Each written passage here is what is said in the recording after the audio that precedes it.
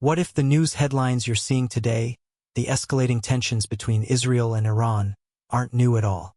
What if this conflict, seemingly born from modern politics and shifting alliances, was actually penned thousands of years ago in the sacred texts of time-honored scriptures?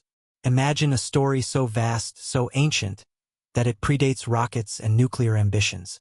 A narrative where the heavens themselves declared the end from the very beginning. We live in an age quick to blame political ideologies, economic pressures, or military strategies. But what if, beneath the surface of today's geopolitical chess match, lies something far deeper, far more spiritual, something prophetic? Consider this. The hostility we witness between Iran and Israel might not merely be a geopolitical struggle, but a profound fulfillment of an ancient prophecy. A divine drama unfolding before our very eyes. Stay with us as we journey back through millennia to unlock a mystery that could redefine how you understand the world's most enduring conflict. To truly grasp the significance of what we're witnessing, we must embark on a journey. Not a journey through today's newsrooms, but through the very fabric of history and faith. Our starting point is a barren wilderness, thousands of years ago, where a solitary man received a promise that would ripple through eternity and shape the destiny of nations. This man was Abraham, revered as the father of faith by billions across the globe.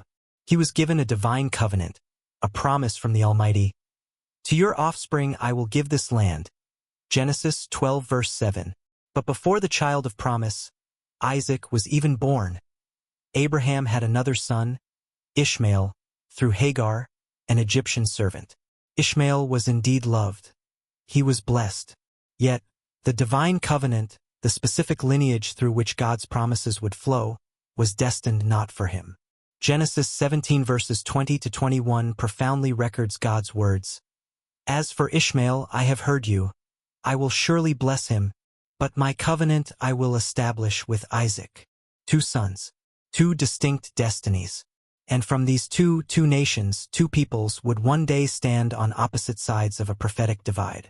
Ishmael's descendants gave rise to many of the Arab tribes, nations that would eventually form the bedrock of the Islamic world. Through Isaac came Jacob, later renamed Israel, and the 12 tribes that carried the covenant forward into history, establishing the nation we recognize today.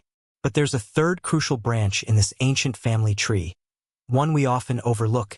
Yet it holds a key to understanding the current unfolding drama. This branch traces back to Japheth, another son of Noah.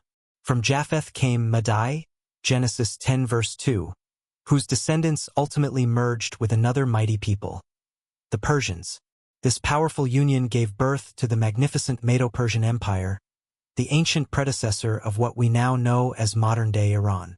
So, the foundational players were set into motion, each with a divine thread woven into their very being, each with a preordained role in the unfolding celestial plan. Israel, born of Isaac. Persia, Iran, from Japheth. And many Arab nations descended from Ishmael. This isn't just history. It's the very stage being set for a prophetic performance. Persia, the ancient forerunner of Iran, hasn't always been an enemy to Israel. In a remarkable twist of divine irony, God once used this very nation as an instrument of profound mercy and restoration. Cast your mind back to 586 BC. The Babylonians had laid waste to Jerusalem, destroying the temple and carrying the Jewish people into bitter exile. Hope seemed utterly lost. But through the prophet Jeremiah, God had given a glimmer of hope, a specific promise. When 70 years are completed for Babylon, I will come to you and fulfill my good promise to bring you back to this place. Jeremiah 29 verse 10. And then, into this desolate scene, stepped Cyrus the Great, the Persian king. What makes this extraordinary is that Cyrus, a pagan ruler, was prophesied by name over 150 years before his birth. Isaiah 45 verse 1 calls him, Cyrus my anointed one, whose right hand I take hold of to subdue nations before him. This powerful Persian king would conquer Babylon, and in an act of unprecedented decree, he set the Jews free, allowing them to return to their homeland and rebuild their beloved temple. Ezra 1 verses 1 to 3. Through Cyrus, God powerfully demonstrated that he is sovereign, capable of using even foreign kings, those seemingly outside his direct covenant, to fulfill his holy and redemptive purposes. Persia, once an empire seemingly unconnected to God's chosen people, became a vessel of divine restoration. But Persia's story, in the grand tapestry of prophecy, did not end there. Centuries later, under the reign of King Xerxes, also known as Ahasuerus, a more sinister plot emerged. A high-ranking Persian official named Haman, consumed by hatred, devised a wicked decree to exterminate all Jews throughout the vast Persian Empire. Yet, unbeknownst to Haman, God had already strategically positioned a young Jewish girl named Esther within the royal palace. She would risk everything, her life, her position, to reveal Haman's nefarious plot and, ultimately, save her people. Her courageous words in Esther 4 verse 14 still resonate powerfully today. Who knows but that you have come to your royal position for such a time as this? Again, Persia became a battleground, but this time for deliverance. However, beneath these miracles of divine intervention, a subtle shadow lingered, a spiritual tension. What had once been a land of restoration now carried the seed of a potential for destruction. And that seed, dormant for centuries, would eventually grow. Fast forward to 1979. The Islamic Revolution ignited in Iran, fundamentally transforming the nation. No longer a monarchic ally to the West, Iran re-emerged as a theocratic regime, deeply rooted in Shiite Islam. Its declared mission became both fiercely political and deeply spiritual. And central to that mission, the eradication of Israel. Iran's leaders openly refer to Israel as the little Satan, repeatedly vowing to wipe her off the map. They actively fund and support proxy terror groups like Hezbollah in Lebanon and Hamas in Gaza. Their very constitution brazenly denies Israel's right to exist. But beneath the visible layers of politics, economics, and military strategy lies a darker, more ancient power. The book of Daniel, chapter 10, reveals something few consider. The prophet Daniel fasted for 21 days before an angel appeared to him, explaining his delay. He had been resisted by a supernatural enemy. The angel declared, "The prince of the Persian kingdom resisted me." Daniel 10 verse 13. This wasn't a human monarch. This was a spiritual principality, a powerful demonic force operating behind the scenes, influencing the ancient Persian kingdom. If such a prince ruled then, we must ask, what spiritual forces might be operating behind the modern nation of Iran today? The Bible is unequivocal in its clarity on this matter. Ephesians 6 verse 12 tells us, "For our struggle is not against flesh and blood, but against the rulers, against the authorities, against the powers of this dark world, and against the spiritual forces of evil in the heavenly realms." This profound truth underscores that Iran's deep-seated enmity toward Israel is not merely political. It is fundamentally spiritual. And this spiritual war, this ancient animosity, was prophesied with startling precision. The prophet Ezekiel, in chapters 38 and 39, paints a chilling and vivid picture of a future coalition of nations rising up in the latter days against Israel. At the absolute center of this formidable alliance is none other than Persia, Ezekiel 38 verse 5, identified unequivocally. Alongside them, nations from North Africa and regions north of Israel, all led by a mysterious, powerful figure named Gog from the land of Magog. While scholars debate the exact modern identity of Gog and Magog, some link them to regions near modern-day Russia or Central Asia. Others view them as broader symbols of a massive anti-Israel confederacy. But the underlying message is chillingly consistent. A colossal military force will unite in the very last days with the explicit goal of utterly destroying Israel.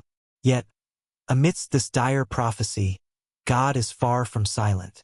Ezekiel 38 verses 18 to 23 describes the Lord's furious and overwhelming response. "On that day, when Gog attacks the land of Israel, my hot anger will be aroused. I will execute judgment on him with plague and bloodshed. I will pour down torrents of rain, hailstones and burning sulfur on him and on his troops and on the many nations with him. And so I will show my greatness and my holiness and make myself known in the sight of many nations. Then they will know that I am the Lord." This is no ordinary conflict. This is divine justice on an unprecedented scale. The entire world will bear witness to what happens when nations dare to rise against God's everlasting covenant with his chosen people. So, what exactly are we witnessing today?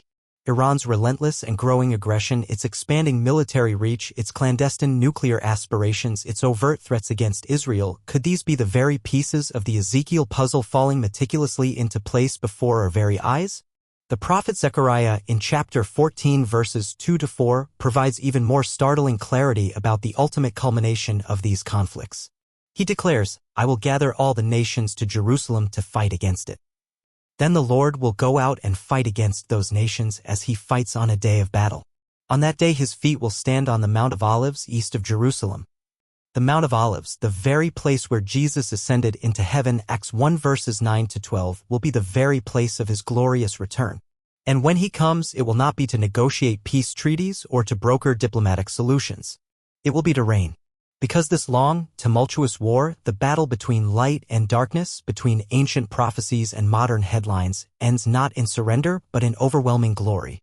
Revelation 19 verses 11-16 powerfully declares the magnificent conclusion with breathtaking majesty. "I saw heaven standing open, and there before me was a white horse, whose rider is called Faithful and True.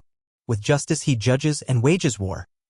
On his robe and on his thigh he has this name written, King of Kings and Lord of Lords." Psalm 2 asks a rhetorical yet profound question: why do the nations rage and the peoples plot in vain? The answer, now illuminated by centuries of prophecy, is crystal clear.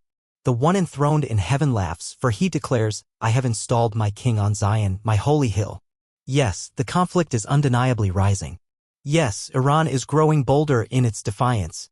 Yes, the days ahead may shake the very foundations of the earth. But take heart, for the throne of God remains unshaken. His plan is unfolding precisely as foretold. The church, the body of believers around the world, must not be silent in these pivotal times. Psalm 122 verse 6 commands us, "Pray for the peace of Jerusalem." This is not merely a polite suggestion or a generic gesture of goodwill. It is a profound prophetic alignment. We are called to discern the hour, to watch the signs, and to prepare, not out of fear, but with an expectant and joyful anticipation for the triumphant return of the King of Kings. The war, indeed, was written long ago. But how we, the children of God, respond to these unfolding prophecies, how we pray, how we stand for truth, is still being written today.